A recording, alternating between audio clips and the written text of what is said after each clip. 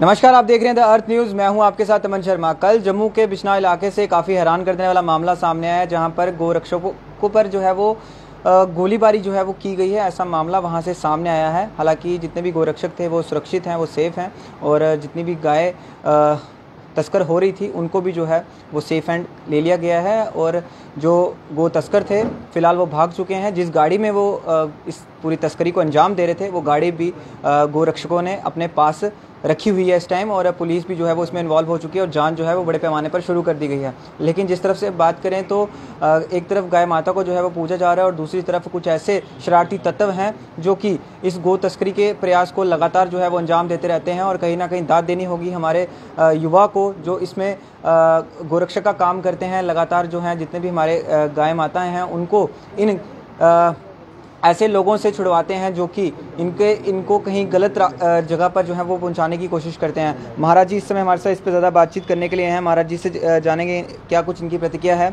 महाराज जी, कल एक बड़ा हैरान कर देने वाला मामला सामने आया, जहां पर गो तस्करों ने जो है वो गोरक्षकों पर हमला भी किया है, जबकि वो गाय को, जो गाय माता जी थी, करीब 26-27 के करीब गाय माता थी, उनको जो है वो उनके चंगुल से भी छुड़ाया है। क्या कुछ कहेंगे कि कितने अब ये अपने पैर पसारने लगे हैं ये गो तस्कर? यह जो कल का हादसा हुआ और जिस प्रकार गौ माता पर अत्याचार चल रहा है, और जिस तरह कुक्कड़ मुर्गों की तरह गौ माता को ट्रकों में भर देते हैं और उनको सेटल करने के लिए उनका गौ तस्करी करते हैं। गौ काटने के लिए जो लोग कश्मीर ले जाते हैं, ये बड़ी चिंता की बात है। और जिस तरह बिश्नौर में जो हादसा हुआ है, जो गाय, एक ट्रक में 27 गाय, सुनकर ही बड़ी हैरानी होती है कि 27 गाय कैसे उस ट्रक में रखी होंगी। ये बड़ी चिंता का विषय है। और फिर जब गाय पकड़ी जाती है तो जो लोग सुरक्षा, गाय बचाने के लिए जो टीम नौजवानों की थी, उस पर जिस प्रकार फायर किया जाता है, ये बहुत ही चिंता का विषय है। पहले सरकार थी, अब सरकार नहीं बनी है, और इस चुनाव ने तो बता ही दिया है कि जम्मू किस दिशा की ओर देख रहा है और कश्मीर किस दिशा की ओर देख रहा है। ये केंद्र सरकार को समझना चाहिए। और जिस तरह ये तस्करी का काम खुलेआम है और धड़ल्ले से चल रहा है, ये किसी न किसी की सपोर्ट में चल रहा है। और यह जो हमारे 29 बंधु भारतीय जनता पार्टी की जीत के आए हुए हैं, इनको भी विचार करना पड़ेगा, सोचना पड़ेगा कि ये जो गौ सेवा करने वाले हैं उन पर भी फायर शुरू हो जाए। तो ये बहुत चिंता का विषय है।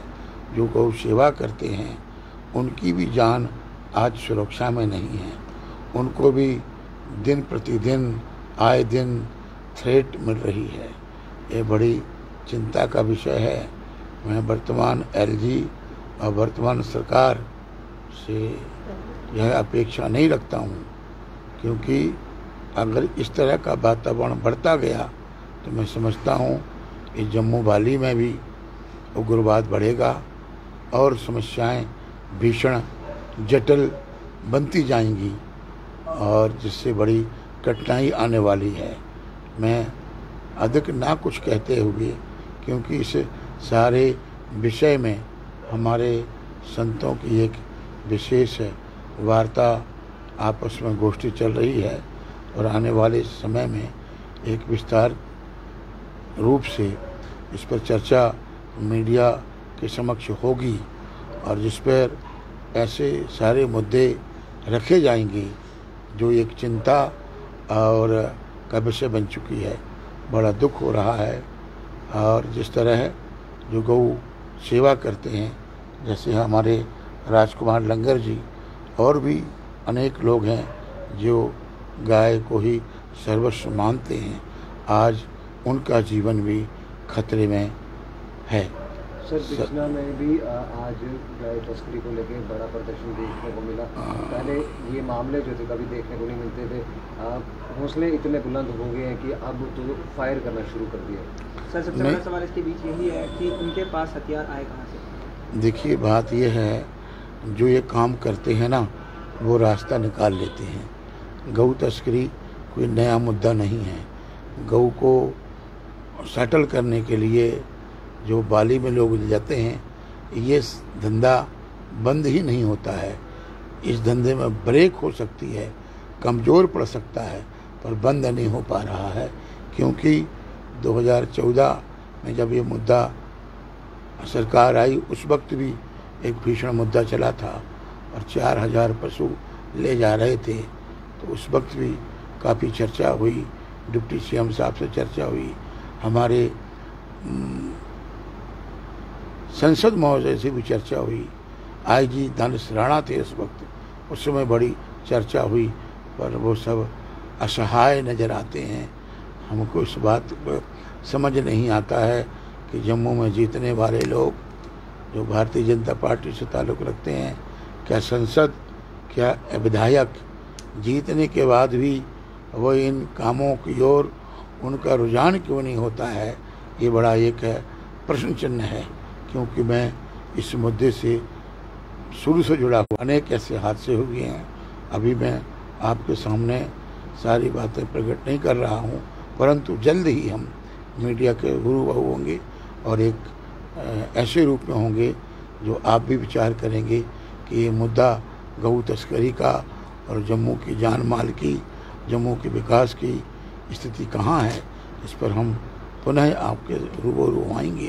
पर अभी हम जो घटना घटी है उस पर खेद और दुख और असंतोष प्रकट करते हैं और बांके बिहारी से, भोलेनाथ से यही प्रार्थना करते हैं कि ये समय, ये घटना बंद हो जाए और जो ऐसा काम कर रहे हैं और जो हमारे इस सुरक्षा के तंत्र हैं उनको भी सद्गति आए और वो इस जम्मू की जो अफरा तफरी का माहौल बनता जा रहा है, तो एक और खुशी है, एक और अफरा तफरी का माहौल बढ़ता जा रहा है।